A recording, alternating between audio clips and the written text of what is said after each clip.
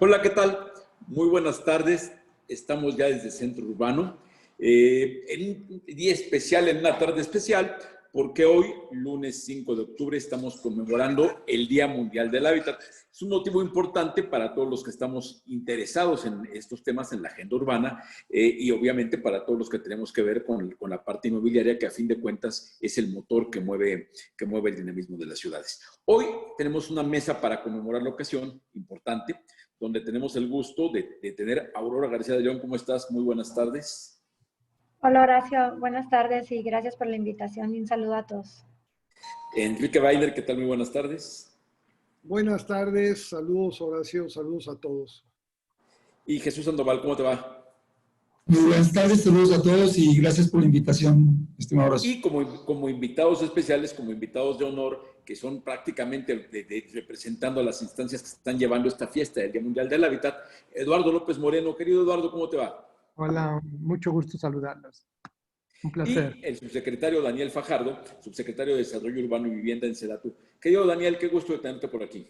Un gusto enorme, Horacio, qué gusto. Y de verdad, además, celebrando como se debe, con un proceso de reflexión en torno al tema. Esa es la idea, hacer una reflexión, hacer recopilar algunas de las ideas de qué es lo que debiera marcarnos para trabajar, para crear el futuro, un futuro planeado para las ciudades y que no sea una mera casualidad, sino el resultado de la planeación, del esfuerzo conjunto, de la suma de voluntades. Daniel, pues sin más, y considerando que esta es una plática de amigos con este motivo que nos une, tú como subsecretario, ojalá que nos puedas dar un posicionamiento de cuál es, cómo va este Día Mundial del Hábitat, este octubre urbano, en el contexto de todo lo que está haciendo Sedatu.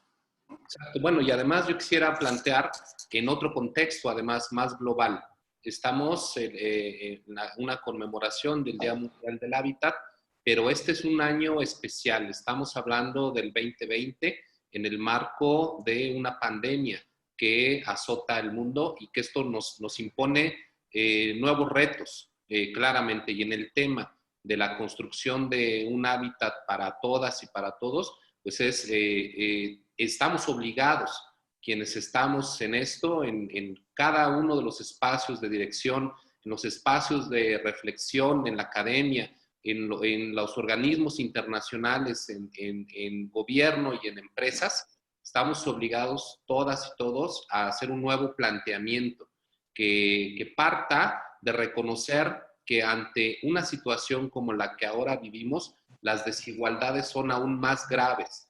No es lo mismo pedirle eso de que todos nos lavemos las manos cuando hay gente que no tiene agua en sus viviendas. No es lo mismo decirles a todos, quédate en casa para cuidarse, para que nos cuidemos todos, cuando hay personas que no tienen un sustento y tienen que ir a ganarlo día a día. O no es lo mismo el tema de muévete con seguridad cuando hay gente que tiene que recorrer 2 horas de distancia para llegar a su trabajo. O bien el tema del hacinamiento en las viviendas. ¿Cómo le hacemos para cuidarnos entre todas y entre todos si en una vivienda habitan varias familias? Porque hay esta enorme necesidad. Entonces, me parece que las desigualdades que ya de por sí son graves en Latinoamérica, pero especialmente en México, que es lo que nos compete, cobran una relevancia mayor de vida o muerte, así de grave, pues, con este tema de la pandemia. Por lo tanto, tenemos que buscar acciones, pues, más definitivas, y me parece que es en primer lugar reconocer estas desigualdades que se tienen y en cada uno de estos, porque es muy complejo, no hay una solución única, no hay una varita mágica que diga esto ya resuelve. Se requiere hacer un diagnóstico tema por tema y encontrar soluciones que obliguen además a la concurrencia, que me parece que ese es otro de los componentes esenciales que aquí nos explique, que es las lecciones, ¿no? No hay soluciones de una dependencia o de un sector. Estamos hablando del tema de salud, pero está claro que el tema de salud no se resuelve solamente con más clínicas, no se resuelve con más ambulancias. como aquí lo estoy yo platicando, el tema de la salud depende también del empleo formal, por ejemplo.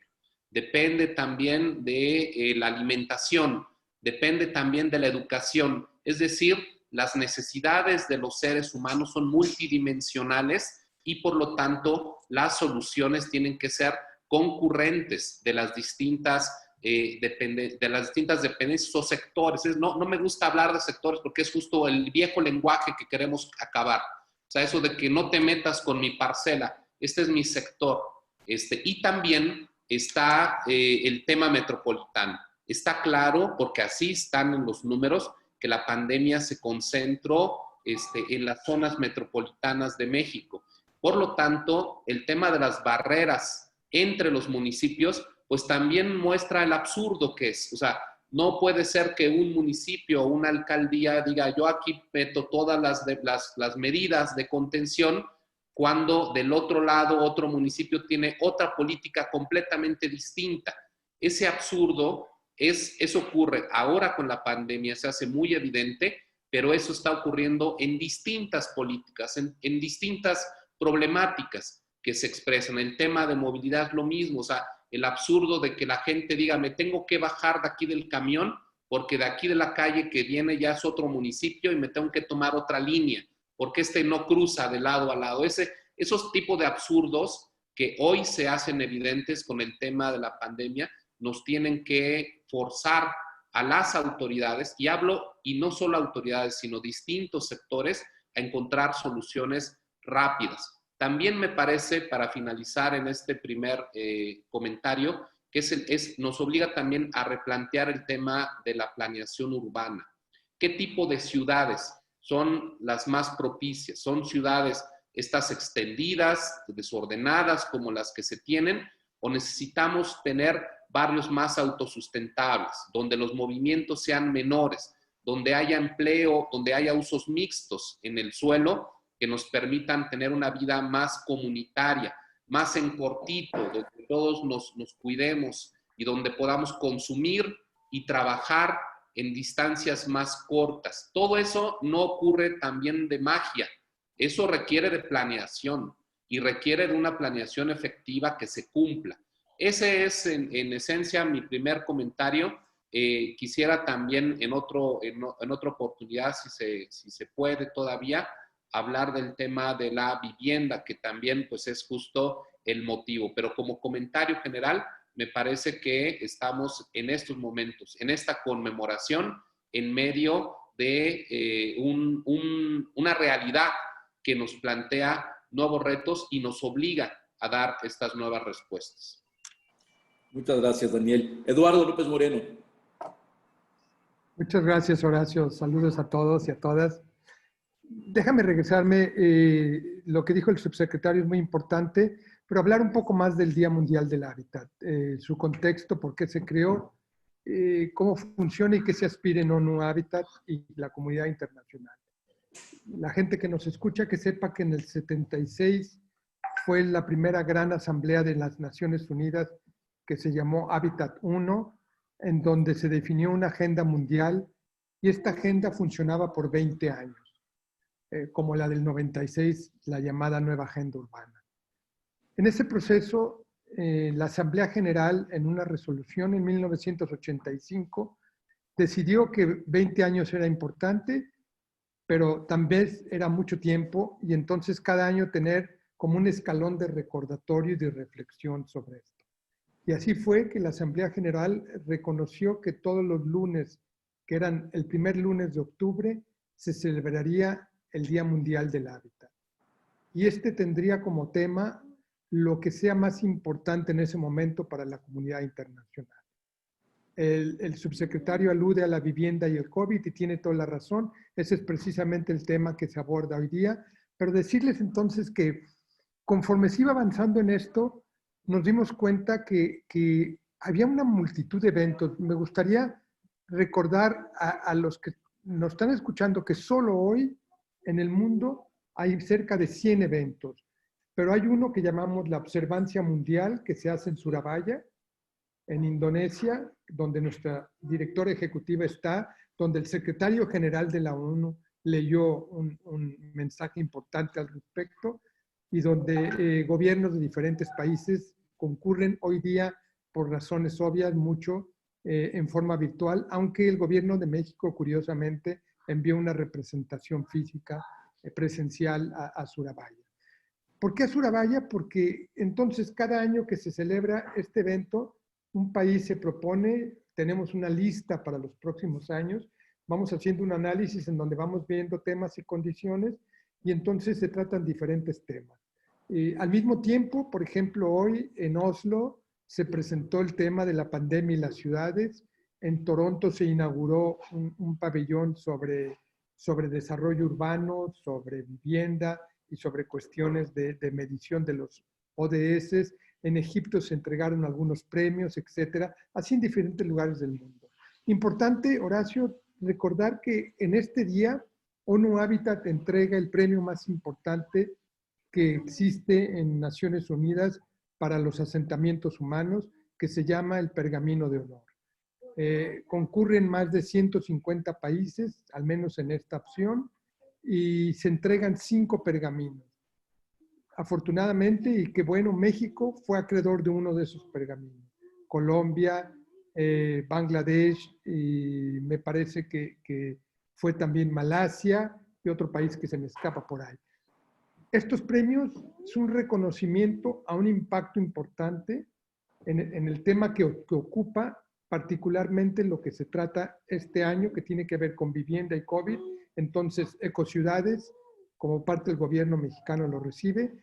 Pero decía, poco a poco, el Día Mundial del Hábitat ha ido avanzando de tal forma que ahora lo llamamos el Octubre Urbano. Y tenemos a lo largo del mes una serie de eventos que culminan en el Día de la Ciudad, el Día Mundial de las Ciudades, el 31 de octubre. Empieza el 1, acaba el 31. Entonces son 31 días de eventos importantes que procuran 3 grandes cosas. La primera, una reflexión en términos de un debate de lo que está sucediendo en este tema que nos ocupa a nivel mundial. Número 2, las campañas que existen, ponerlas junto con el tema, y entonces hay 2 campañas que corren a lo largo de los 31 días, una que tiene que ver con vivienda para todos, o vivienda al centro de las ciudades, y un segundo, la vivienda y la seguridad, o la vivienda, el entorno y la seguridad. Y entonces estos temas nutren las discusiones, y el 31 de octubre cerramos realmente con broche de oro porque presentamos a la comunidad internacional un reporte que hacemos cada 2 años, que a mí me toca coordinar en Nairobi, que se llama el Reporte del Estado de las Ciudades del Mundo, World City Report, en el que se presentan las grandes tendencias, los grandes cambios, las grandes políticas que sucedieron en los últimos 2 años. Y hay un tema particular, y este tema del día 31, en el que tal vez los invitaremos a través de tus vínculos, Horacio, el tema será, porque tiene mucho que ver con los equipos que trabajan en vivienda, el valor que genera la urbanización. El valor social, el valor económico, el valor medioambiental, el valor intangible del desarrollo, como una forma de valorizar la urbanización como parte de un proceso transformador. Entonces, el día 31 de octubre tendremos 2 cosas. Ese se celebra en Kenia. El presidente de Kenia va a lanzar el reporte mundial de las ciudades, y el día, en la tarde, tendremos a todos aquellos que contribuyeron al reporte participando en mesas y en discusiones que presentan diferentes temas asociados con el reporte. Entonces, para concluir, esta primera iteración con todos ustedes, es un día en donde queremos elevar el debate, elevar el discurso, recordar los temas más apremiantes y recordar que solo trabajando conjuntamente podremos intentar avanzar en una agenda de sustentabilidad. El tema, y no quisiera atardarme mucho en eso porque el subsecretario lo dijo muy bien, atañe entonces vivienda y COVID y las principales causas que tienen que ver con eso. Hoy día en la mañana tuve el honor de presentar en algo que se llamaba las pláticas de Oslo, el debate más importante asociado a la presentación de un reporte que ONU Habitat está haciendo sobre COVID y ciudades, que lanzaremos a principios de enero, y en el cual estamos abordando, analizamos 1000 ciudades en el mundo, cuáles son los grandes cambios y las políticas que van a sucederse en un mundo con pandemia. Paro ahí en este primer momento. Muchas gracias. Muchas gracias, Eduardo. Ahora, me parece que para hacer rica la plática, teniendo aquí tres representantes de la iniciativa privada, teniendo al subsecretario y teniendo a Eduardo López Moreno de ONU Habitat, sería muy rico que los tres empresarios fueran conduciendo la plática en cosas que quieran comentar y cosas que quieran preguntar. Yo empezaría con Aurora García de León. ¿Tú qué nos comentas sobre esto que han dicho el subsecretario y Eduardo? Mira, sin duda es una plática que viene ocurriendo desde hace tiempo. El visualizar el concepto de ciudad próspera, de cómo lograr ciudades que tengan, pues, desde su origen, desde su diseño, atiendan los temas de salud o permitan que se desenvuelvan correctamente temas de seguridad, de salud, de empleo, sociales, lo que ya se mencionó. ¿Cómo puede incidir? Yo creo que desde el punto de vista del sector que estamos y coincidiendo en que tenemos que trabajar en un mecanismo concurrente de sectores, pero pues la trinchera desde donde nos toca empujar pues es el sector de vivienda, y creo que una de las reflexiones que nos ha dejado la pandemia es en cuanto a enfatizar la trascendencia que tiene nuestro sector. Tiene un nivel de trascendencia muy, muy importante. Y el rol que puede jugar en lo que viene. Sin duda, pues queda claro, y ya lo veníamos viendo desde hace tiempo y lo venimos como cada vez reforzando más. No se puede conseguir una solución de vivienda que no esté dentro de un entorno servido, de un entorno que abarque otros elementos. Entonces, pues tenemos el reto, por un lado, de que tenemos a una población con un nivel adquisitivo bajo, que es el grueso, en el caso de México, ¿no? El grueso de nuestro rezago, y por otro lado, pues que no logramos llegar a esas soluciones de vivienda con todas las características que desearíamos que tuvieran los desarrollos. Entonces, es una colcha como pequeña y tenemos que empezar a elegir o irnos centrando en cada uno de los temas, como comentaba ahorita el subsecretario, e irlos encontrando solución a cada uno de ellos, entendiendo que es un derecho humano y que, pues, por ley, todo el mundo debería de contar con una vivienda digna. En las reflexiones que hemos visto ahorita con esta nueva normalidad, porque hemos pasado como distintas etapas, desde la producción masiva, porque necesitamos llegar a una población numéricamente alta, y luego movimos a la densificación. Hoy se vuelve a poner sobre la mesa la duda en cuanto a la conveniencia de si la densificación es correcta como la estábamos aproximando en las últimas fechas o no. Y esto debe ser un debate continuo. Qué padre que tenemos un octubre urbano, pero la verdad es que es un tema que debe ocupar nuestra agenda todo el año, ¿no? Entonces, ahorita se ponen sobre la mesa otro tipo de cosas. Por ejemplo, la importancia de los usos mixtos. Hemos estado platicando con el Infonavit, con la propia SEDATU, con Fobiste, sobre la vivienda productiva que le llamamos nosotros, que tengas una casa y que en tu misma casa tengas posibilidad de tener tu negocio, y que los principales dotadores de crédito para la adquisición lo acepten como un modelo ya estándar en su operación, y que no tengamos la gente a quien ahorita necesita o le conviene estar en su casa y tener un espacio bien adecuado, no hechizo, no una adaptación de una casa para hacer comercio, sino algo resuelto de origen bien, pues que tenga posibilidad de hacerlo y no lo tenga que hacer de contado. Nos pone también la pregunta sobre la conveniencia o no, ponderar si el estacionamiento debe ser obligatorio parte de una vivienda o no, porque pues son cosas que limitan la producción, son cosas que encarecen la producción, y ahorita deberíamos de pensar, bueno, ¿son indispensables o no? El trabajar el concepto de espacios flexibles, y deberíamos de tener, en vez de las divisiones tradicionales de una casa, pues ciertas divisiones que se puedan ajustar, por mencionar algunas. A lo que voy es que necesitamos hacer una nueva reflexión con las lecciones aprendidas de la pandemia, donde la arquitectura va a jugar un rol muy importante para reducir los costos y poder llegar realmente a donde está ubicado el mayor rezago de nuestro país. Y donde va a ser necesario sumar a todos los actores. Si lo queremos ver nomás desde el gobierno, o nomás desde la iniciativa privada, o nomás desde la academia, creo que se van a quedar las visiones muy cortas. Entonces sí es importante lo que decía el secretario, de buscar la concurrencia intrasector y entre sectores. Bien. Jesús Sandoval, ¿quisieras comentar? Gracias, Horacio. Mira, yo quisiera aprovechar este foro en este marco del Día Internacional del Hábitat y con la presencia de Eduardo y del subsecretario para comentarles, porque hablamos mucho, dicen que en México estamos sobrediagnosticados. Conocemos muy bien los retos que tenemos y me gustó lo que mencionaba, ahorita el subsecretario decía, hablaba de nuevos retos. O sea, quiere decir que ahora, además de los grandes rezagos que tenemos en el país, de los enormes retos que tenemos y que los conocemos de hace 20, 30 años, se agregan nuevos retos ahora por la situación de la pandemia. Y entonces, mencionaba otra palabra clave que me gustó por parte del secretario, que decía, hay que reconocerlo.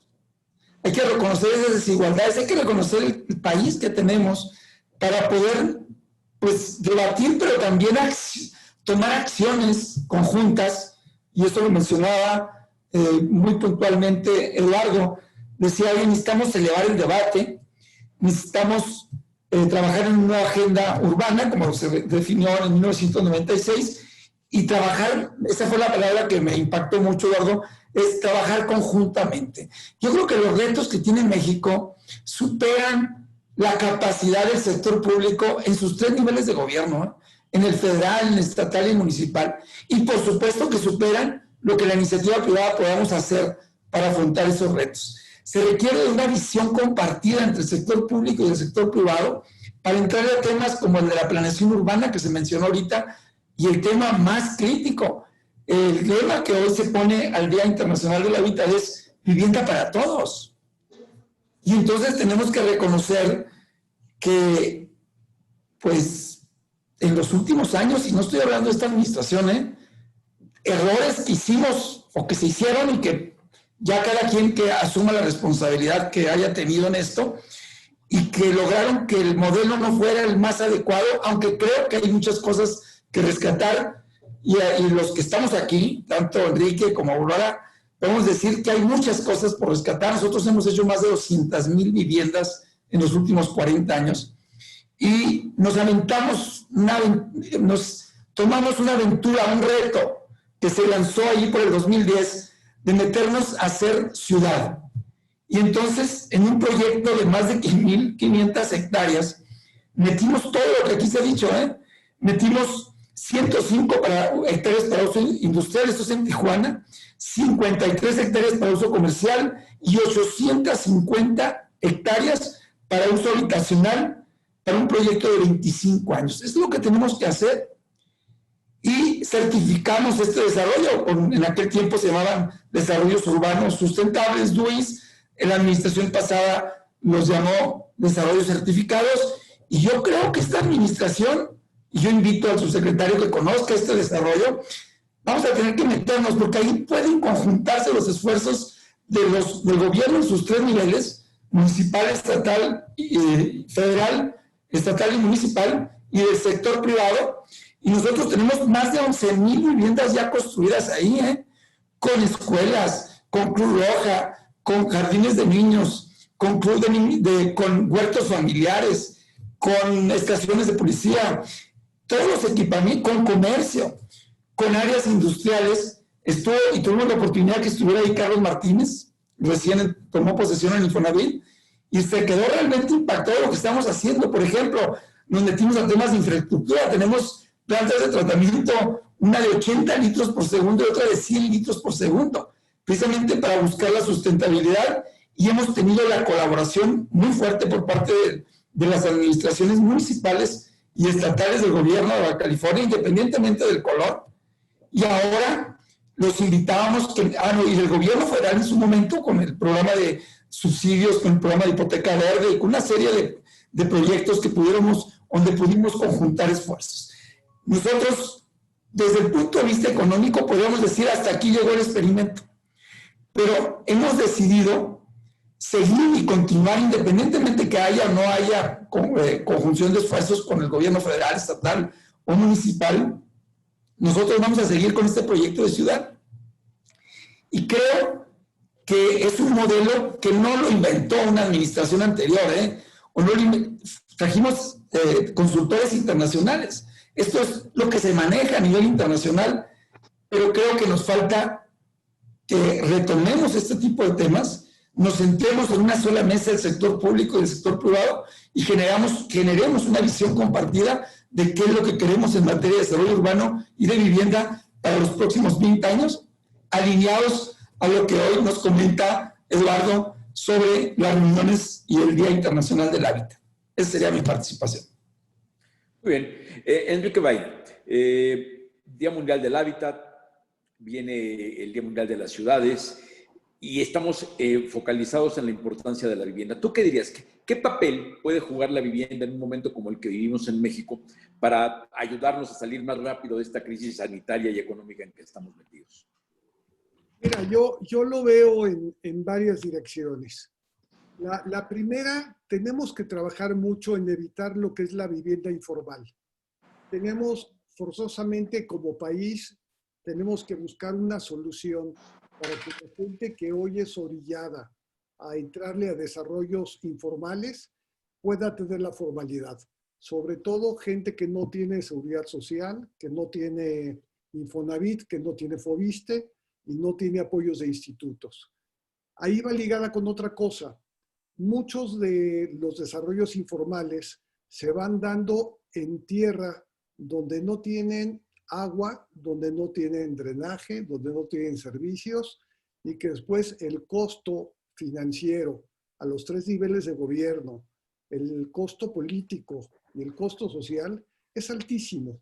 Si tuviéramos nosotros toda la posibilidad de ir desarrollando zonas que van creciendo naturalmente las ciudades, sería una forma de evitar este tipo de irregularidades e informalidades. Yo recuerdo haber estado en el Museo del Urbanismo en Shanghái. Ahí tú puedes ver la maqueta de cómo va a estar dentro de 20 años la ciudad. Y es impresionante, tienen todo planeado. Y aquí muchas veces los planes de desarrollo urbano se mueven cada 3 años o cada X tiempo de una manera a lo mejor ya con retraso a lo que es la realidad. La realidad la va rebasando. Entonces, vería con el número 1, pues buscar la formalidad para evitar que una cantidad impresionante de tierra sea empujada a la informalidad año con año. Facilitar que los desarrolladores puedan tener el producto para la gente que requiere de vivienda y todo lo que es el financiamiento, el apoyo,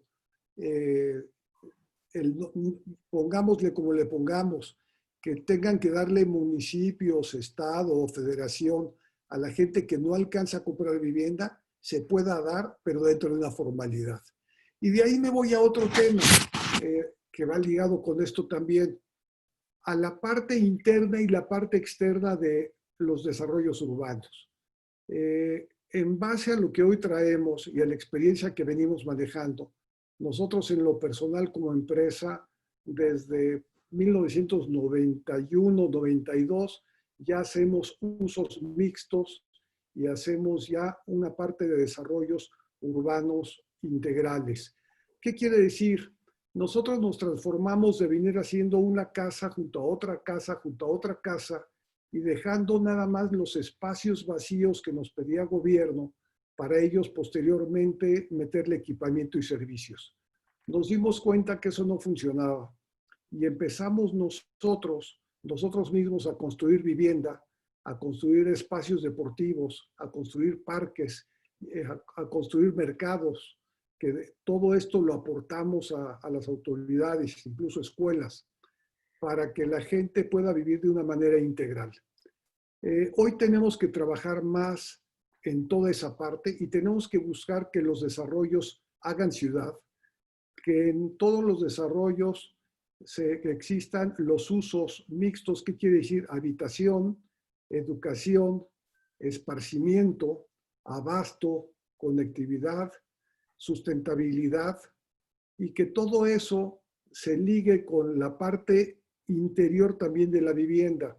Hoy en la parte interior de la vivienda tenemos que trabajar mucho con el diseño, pensando en las ciudades, perdón, en la cantidad de las familias y en las necesidades de la gente. Por ejemplo, antes no pensábamos que la gente iba a tener que trabajar en sus casas por una pandemia. Tenemos que pensar en espacios para que la gente pueda estar trabajando dentro de casa. Tenemos que pensar en que tienen que tener internet, lugar donde instalarse.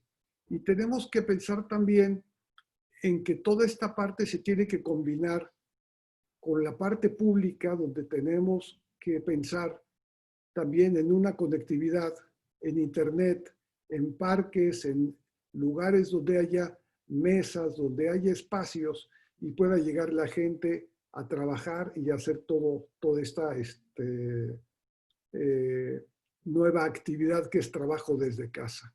Y por último, pensar si los apoyos para buscar que la gente tenga vivienda digna tendrían que darse directo a la gente que va a comprar la vivienda o que necesita la vivienda, o a través de la vivienda, o muchas veces también a través del transporte, a través de la conectividad, porque desafortunadamente la vivienda más barata se tiene que ir haciendo o se va haciendo donde la tierra es más barata, y esa es cada vez más lejos de los centros de población. Pues ahí tiene que ver también la conectividad y tiene que ver el transporte.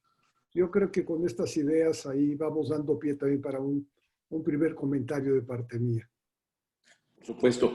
Eduardo, fíjate que a veces pareciera, cuando estamos aquí inmersos en el tema nacional, que el reto de vivienda es un problema muy complejo de México. Sin embargo, fechas como estas nos hacen evidente, nos hacen reconocer que es un problema mundial, que el tema del desequilibrio es mundial, que el tema de una concentración de pobreza, que es donde se agudiza el tema, es mundial, que el problema de que las ciudades están siendo no lo amables que digamos para la mayoría de la gente, pues es un tema recurrente. ¿Tú cómo percibes esto? Y hay que decir que tenemos una enorme ventaja de tener un mexicano en una posición tan importante en ONU Habitat, porque nos permite traer para acá tu experiencia global y tu conocimiento de lo mexicano. Esa es una gran ventaja que tenemos. Gracias, Horacio. Mira, escuché muy atentamente lo que dijo Aurora, Jesús y Enrique, y tienen los tres algo en común. Primero, impresionante constatar que Jesús habla de 200,000 viviendas, que es lo que muchos países construyen en el mismo tiempo. Es decir, es una capacidad instalada de producción fantástica, que debe ser valorizada y que debe ser llevada a otros niveles. Lo mismo con Enrique cuando habla de la necesidad de hacer ciudad a través de usos mixtos y usos integrales. Y curiosamente, Aurora también abordó el mismo tema de la necesidad de flexibilidad productiva y de vivienda en las casas. Decirte que todos estos problemas son mundiales y, por supuesto, se viven con diferente intensidad y magnitud. Algunos datos importantes para ilustrarlo. Por ejemplo, Aurora hablaba del problema de falta de accesibilidad a la vivienda. Decirte que a nivel mundial, de cada 100 viviendas que se producen, y esto es un estudio que presentamos en Habitat 3, solo 18 son financieramente accesibles para la población que se creó. En todo el mundo, desarrollado o no desarrollado. Francia, Londres, Australia, solo 18. Ahora, estos 18 tienen que ver con el tipo de vivienda. Fíjate este segundo dato. Del total de viviendas que se producen en el mundo, 14 de cada 100 son viviendas sociales. Y el término de vivienda social significa que el Estado intervino a partir de alguna forma de subsidio apoyado. ya sea financiero, ya sea en materiales, ya sea en suelo, alguna intervención en donde la producción pasa a ser controlada. Solo 14% de las viviendas, pero un dato, Aurora, también muy interesante. De esas 14 viviendas, 8 o 9 no son accesibles para la población que se crean. Es decir, hay un problema muy serio de articular la vivienda que se hace como para quién se hace. Y a mí me gustan mucho los temas que trataron porque tienen 3 vínculos que yo vi, para no irme uno por uno, en lo que mencionaron.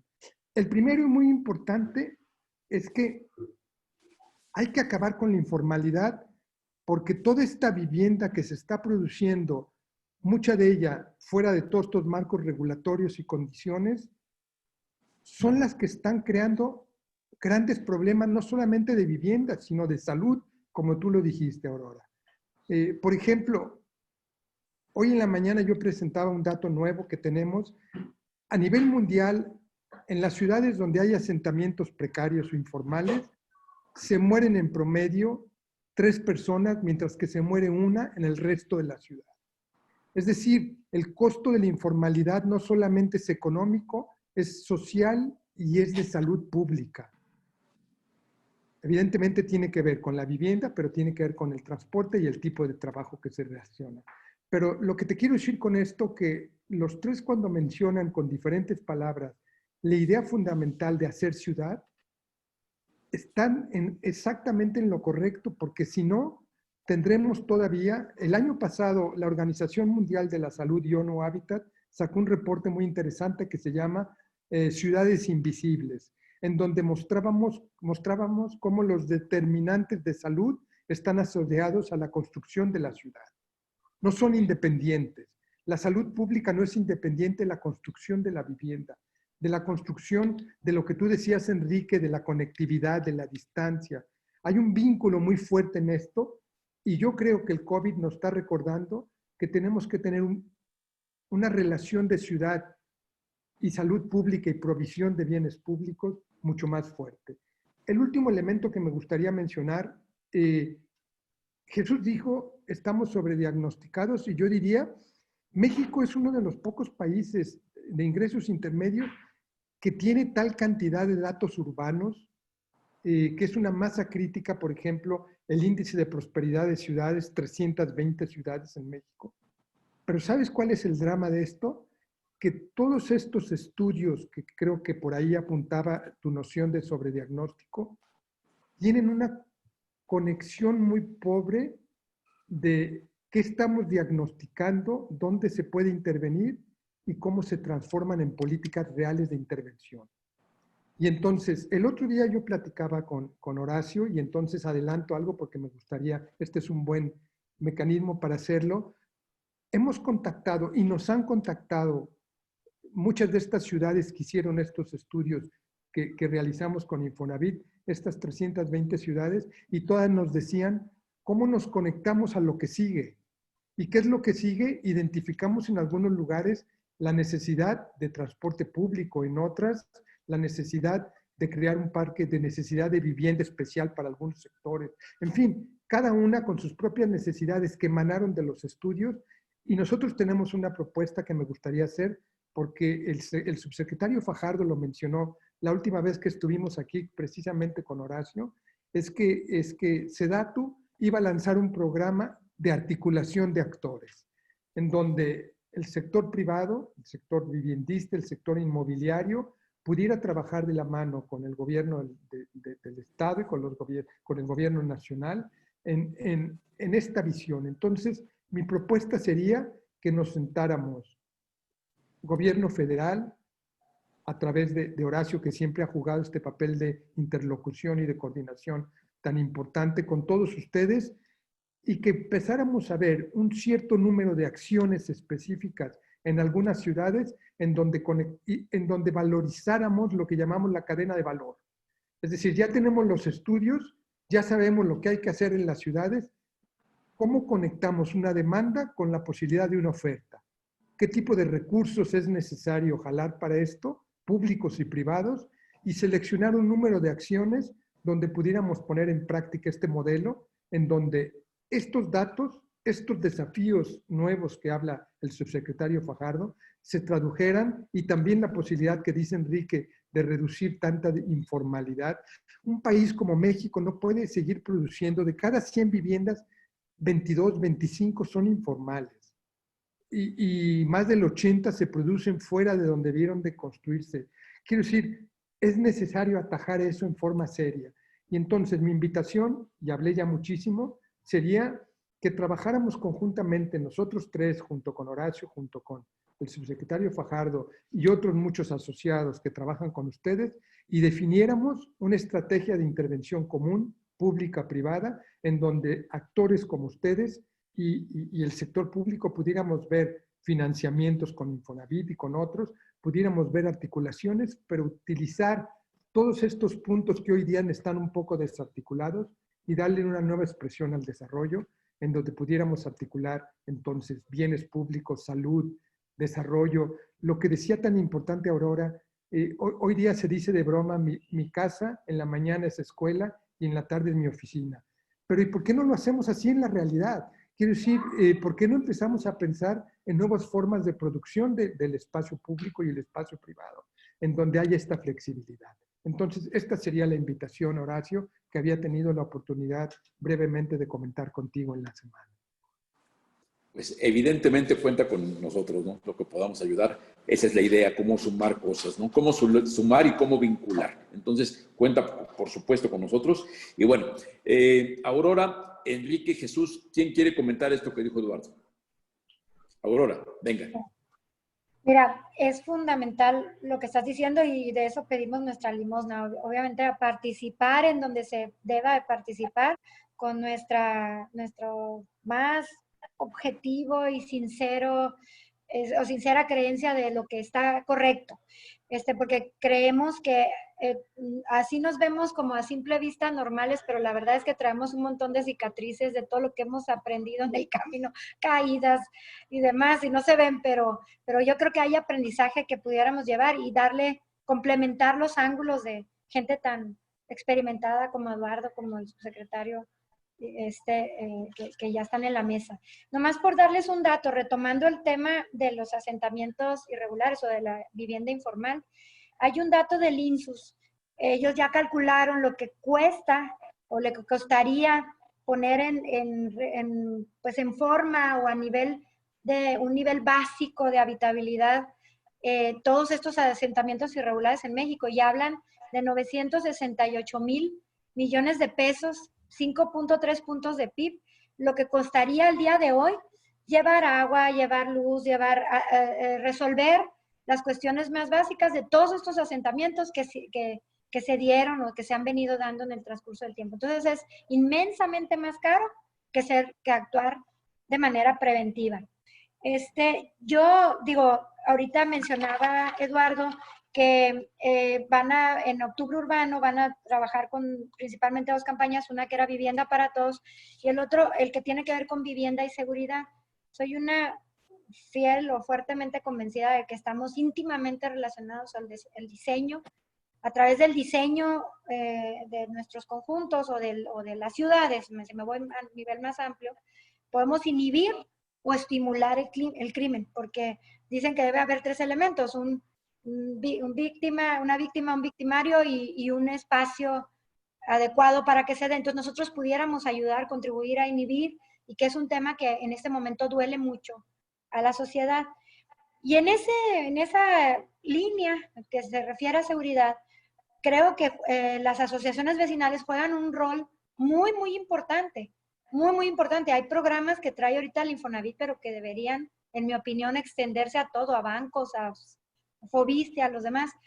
Y es el que tiene que ver con la hipoteca con servicios. Es decir, se cobra una hipoteca y se organiza a las asociaciones vecinales, porque luego te sorprende la capacidad que tienen estos grupos de autogestionarse para resolver temas a los que no se puede llegar como autoridad o como iniciativa privada. Y son modelos relativamente sencillos, pero que pueden, o está comprobado, yo tengo ya 25 años en el sector y he visto mis desarrollos antes y después de la hipoteca con servicios, de tener las asociaciones vecinales y toda una serie de actividades que se realizan ahí, y hay una diferencia significativa antes y después, en términos de mantenimiento y de permanencia o de plusvalía de los desarrollos de los conjuntos. Entonces, y creo también en términos de seguridad. Entonces, yo agregaría este elemento a todo lo que ya habían estado comentando de los diseños integrales y de la parte que tiene que ver con la vivienda informal, ¿no? Jesús. Me emociona muchísimo la propuesta que hace Eduardo, porque te comento, Eduardo, que recién inició la administración federal actual. Creo que acaba de tomar posesión Carlos Martínez. Lo invitamos a este proyecto que es Natura, así le pusimos, inclusive el nombre tiene esta connotación de Natura en Tijuana, y porque considerábamos que no en esta administración, desde tiempo atrás, se está desatendiendo al sector de la vivienda de bajos recursos. Y esto va a provocar un problema como el que menciona Enrique. Es más, ya lo está provocando. Las empresas privadas simplemente seguimos al mercado. Si no hay capacidad de compra en el segmento del extracto más bajo de ingresos, pues vamos a tender a irnos a los otros ingresos y vamos a estar abandonando este segmento de la población. Y nadie lo va a dejar de atender, y al dejarlo de atender vendrá la informalidad de la que habla Enrique. Preocupados por esa situación, hemos estado acudiendo, hemos tenido esa visita y luego visitas posteriores con Infonavit y con otros funcionarios, diciéndoles necesitamos atender al segmento base, que además en México es la mayoría por las desigualdades que hablaba el subsecretario. Entonces, voy a dar un dato que a nadie nos gusta, pero que es una realidad.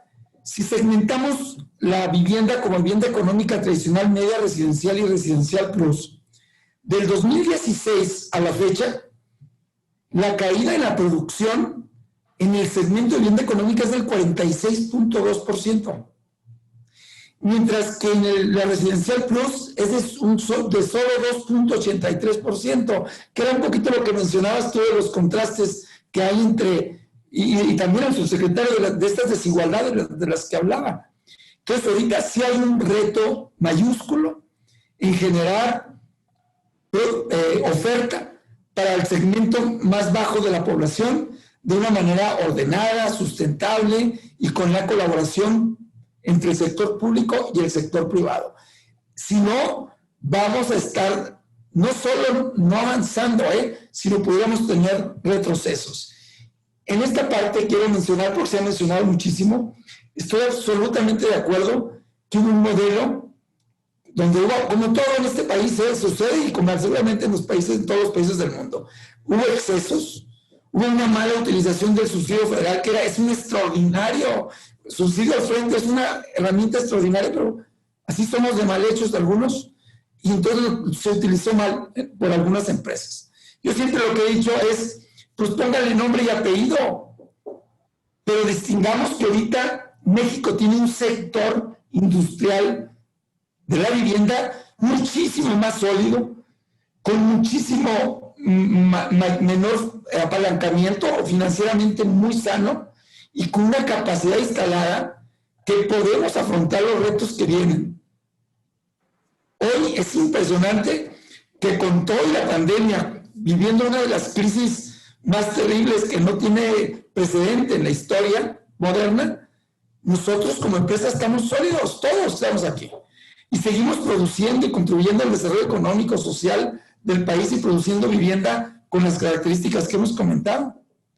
Quiere decir que nos agarró en una posición de fortaleza, nos agarró bien capitalizados, pensando más en desarrollar un producto que le dé un valor agregado a nuestros clientes, que en estar haciendo un negocio financiero de corto plazo, como desafortunadamente se dio, pero por algunas empresas y no por todo el sector.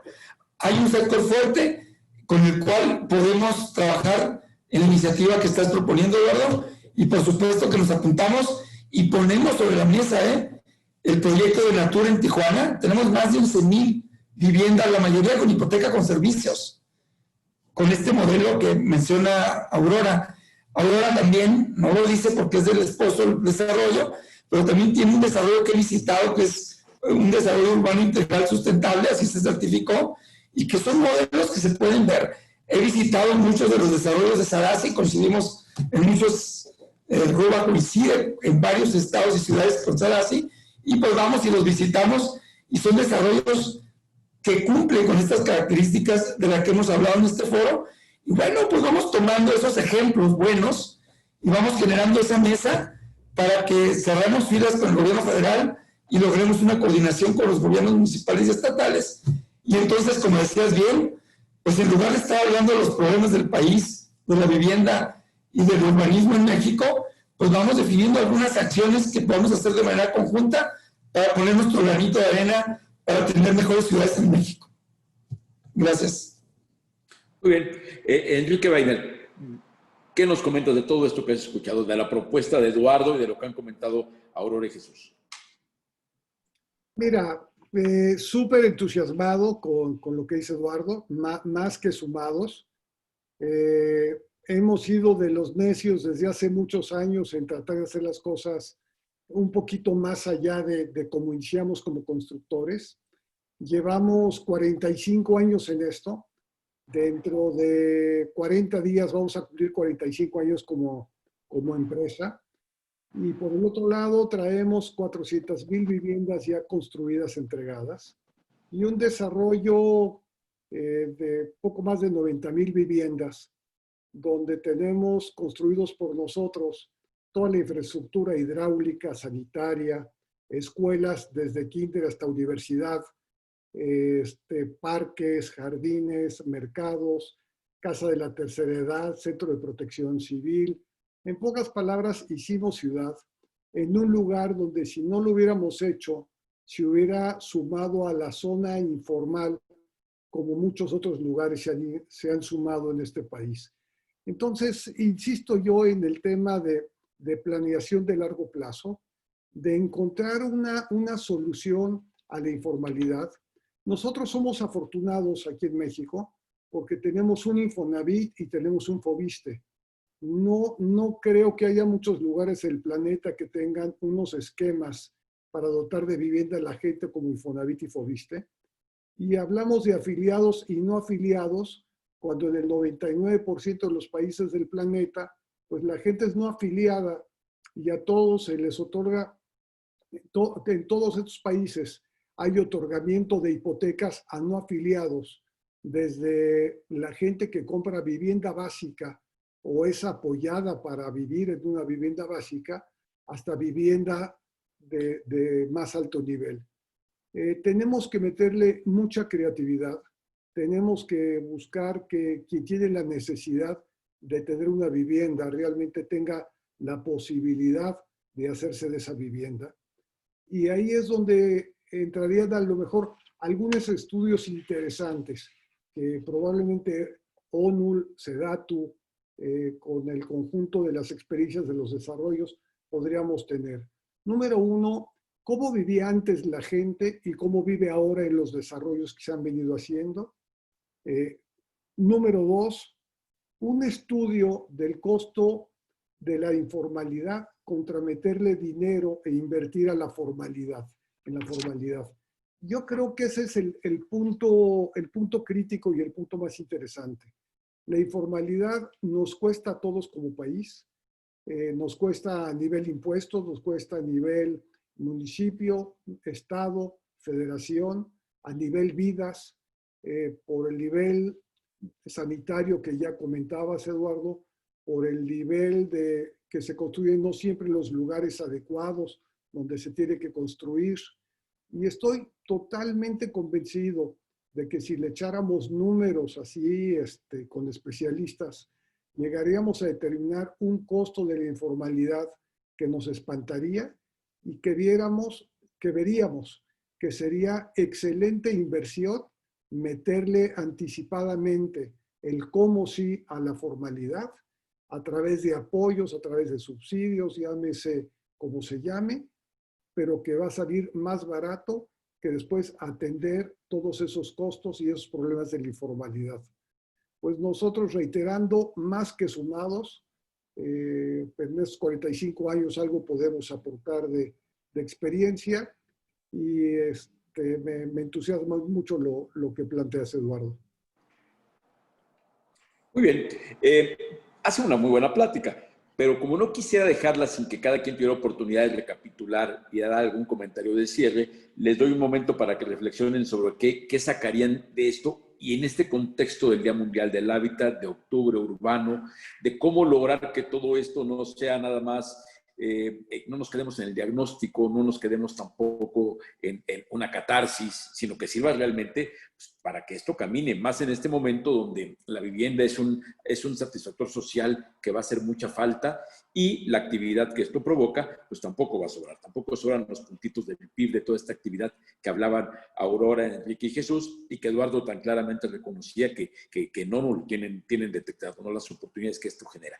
Eduardo, tú, ¿qué sacarías en el contexto de todo lo que seguramente llevas horas hablando del Día Mundial del Hábitat? Y gracias porque no te rajas y con todo y que todo, es que es de Jalisco, entonces los de Jalisco no se rajan. Entonces es una ventaja. ¿Cómo recapitulas todo esto y qué nos comentas? Mira, me gustaría decir lo siguiente. México es un país de ingresos intermedios, es decir, es un país que tiene capital. Es cierto que es muy sui generis porque es de ingresos intermedios con muchos pobres, pero hay capital. Número 2, hay necesidades y muy claras y detectadas y evaluadas. 3, hay un saber hacer y una capacidad instalada de todos ustedes. Hay una masa crítica de expertos. Cuando dices 47 años, 200,000 viviendas. Fíjate que yo coordino en Nairobi una cosa que se llama las buenas prácticas mundiales. Tenemos más de 10,000 prácticas y el 52% de las prácticas mundiales son en Latinoamérica. Y México no tengo el dato, pero nutre de manera fuerte estas prácticas mundiales, como es el caso del pergamino que se mencionó hoy.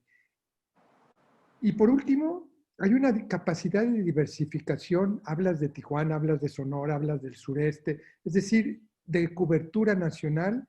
Y entonces, los franceses dicen, cuando la vivienda va, la economía va. Hay que hacer eso, hay que hacer que la economía vaya para que la vivienda vaya o viceversa. Lo importante aquí es que podríamos, si conectamos esta estrategia y esta política, esta propuesta que estamos hablando, convertir a la vivienda en lo que siempre se dijo desde Estambul en el 76. El vector del desarrollo, la generación de empleo, la estructuración de la ciudad. Y hoy día agregarle con la nueva normalidad otra cosa, la reducción de todas estas exposiciones a vulnerabilidades. Y entonces convertimos en la vivienda en lo que siempre debió haber sido, el factor fundamental de la productividad y el desarrollo. Y entonces esa sería mi propuesta. Vamos trabajando, Horacio, contigo, con un equipo que ustedes designen. Invitamos al subsecretario Fajardo, evidentemente al propio secretario, y empezamos a crear un comité técnico que pueda decirnos cómo avanzamos, pero que sepan que ONU Habitat estamos dispuestos junto contigo, Horacio, a jugar este papel de intermediación y de vínculo entre todos estos elementos que existen, pero que no están unidos. Esa sería la propuesta. Muy bien, muy claro y muy atractivo, muy atractivo. Y sí quiero aprovechar para hacer mención que el pergamino de honor que se entregó hoy fue a Sociedad Hipotecaria Federal por Ecocasa, lo cual, además de todo, es importante porque a fin de cuentas, aún en medio de la pandemia, tenemos que hablar de que estas viviendas que se requieren, estas ciudades que se requieren, hay que hacerlas protegiendo el medio ambiente. Porque a media hora después de que se nos pase el susto por el coronavirus, nos vamos a acordar que nos estaba cargando el diablo por el tema del calentamiento global. Entonces, qué bueno por Sociedad Hipotecaria Federal. Nos está viendo por allá, ¿Dónde fue el evento, Eduardo? En Indonesia, en Surabaya. Bueno, pues por allá está David Álvarez de CIF, muy contento y lo podrán ver en las fotos cuando recibió el pergamino. Querido David, desde acá te mandamos un abrazo, ya te vi por ahí comentando en el chat. Y bueno, esto es lo que nos dice Eduardo. ¿Comentario de cierre, Aurora? Bueno, yo creo que queda clara la trascendencia del sector vivienda, no solo en el ángulo económico, sino ahorita, porque es una opción de defensa de primera línea ante el COVID. Si bien tenemos retos importantes, debemos de tener claro que si no los atendemos, los costos son más altos que si no actuamos de manera preventiva. Y para eso pues es importante la concurrencia de los actores. Qué bueno que se generen espacios y anotadísima, muy entusiasmada. Gracias. Jesús. Bueno, pues comentarles que Eduardo y a los que nos ven, ¿no? Nosotros tenemos 40 años haciendo vivienda. Y tenemos 40 años reinvirtiendo el 90% de nuestras utilidades, porque quiere decir que estamos viendo los siguientes 40 años como institución. Ese es el grado de compromiso que tenemos con México, con el tema de la vivienda. Pero además no hacemos más que vivienda, ¿eh? Generamos los desarrollos urbanos, pero no tenemos área comercial e industrial. Conseguimos aliados para que desarrollen esa parte, para nosotros mantener el enfoque y la concentración en lo que sabemos hacer, que es vivienda, pero una vivienda con una visión integral, una vivienda que tenga que ver con esto, con todos estos temas de sustentabilidad y desarrollo de las ciudades, como lo hemos visto. Entonces, pues, puestos para este compromiso, nos entusiasmaría muchísimo que además del secretario Guajardo pudieran, ahorita mencionaba, y hay que hacer un reconocimiento. Yo quisiera aprovechar para hacer varios reconocimientos, pero muy rápido. Uno, pues una felicitación a la Sociedad Hipotecaria Federal por este momento tan importante que está viviendo, pero también comentarles que no sé qué hubiera sido de nosotros como empresa, como sector, sin el Infonavit y el Foviste. Ellos se la rifaron muy bien en esta parte de la pandemia. A nosotros nos declararon sector no esencial, pero a ellos los mantuvieron como sector esencial. No lo van, pues todos lo hicimos, andábamos pegados con el Infonavit y Foviste y seguimos individualizando viviendas en el peor momento de la pandemia. Las que ya estaba, el inventario que ya teníamos, los clientes que ya estaban comprometidos.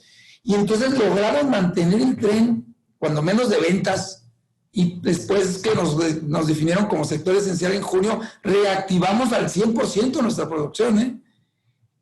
Cuando tienes, como decía ahorita Enrique, 45 años y nosotros 40 años haciendo vivienda en un negocio que es de muy largo plazo, tenemos que comprar la tierra que vamos a desarrollar los próximos 5 años ya ahorita.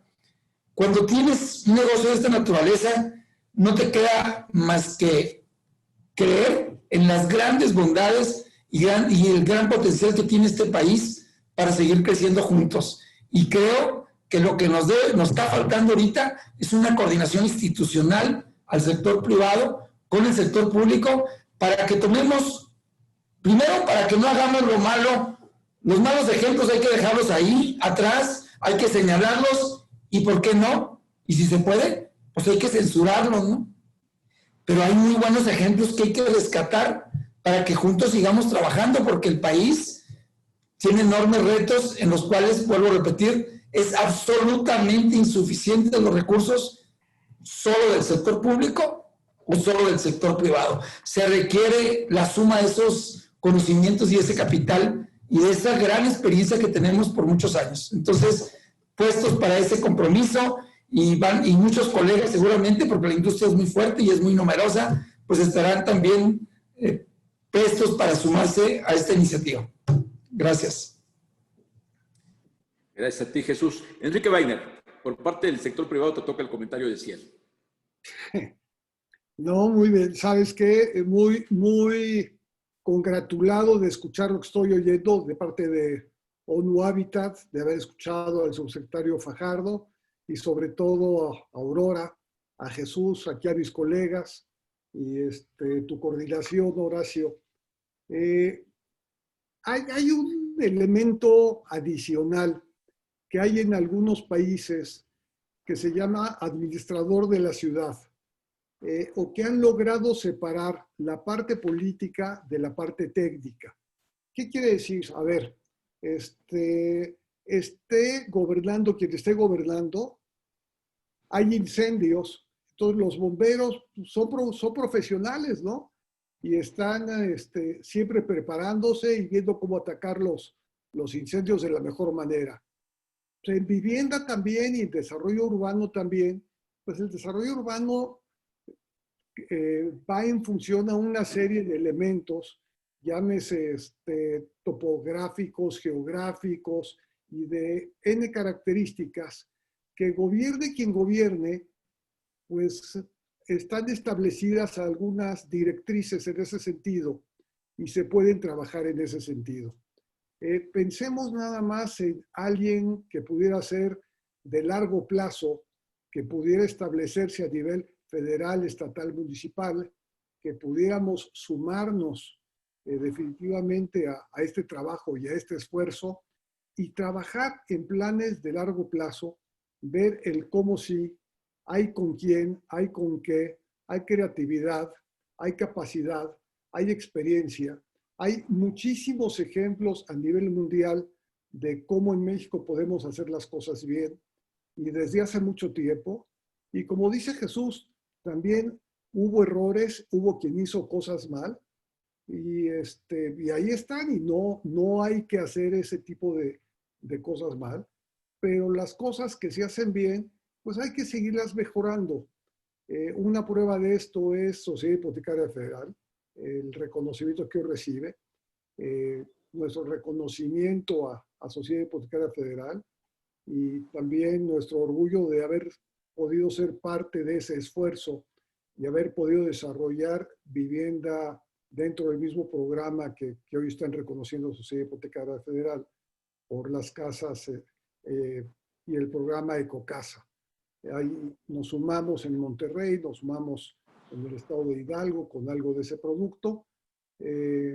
Muestras de que sí se pueden hacer las cosas, de que se pueden hacer bien y más que sumados y contentos por estas iniciativas.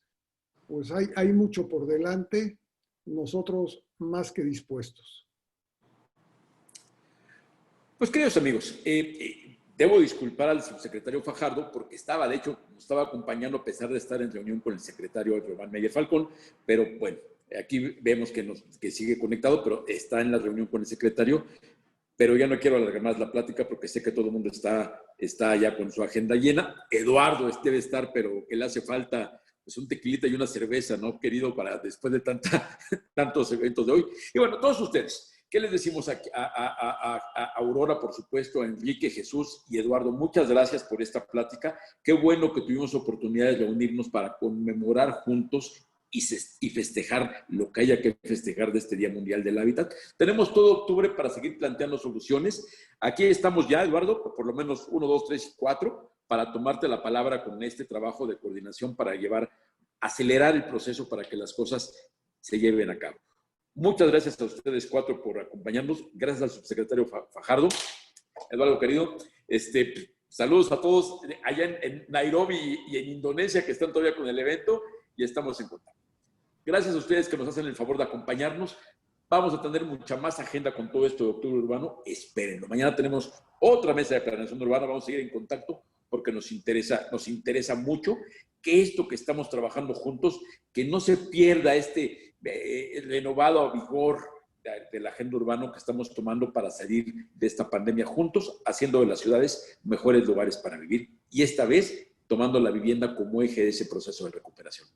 En eso nos quedamos. Hasta luego. Gracias.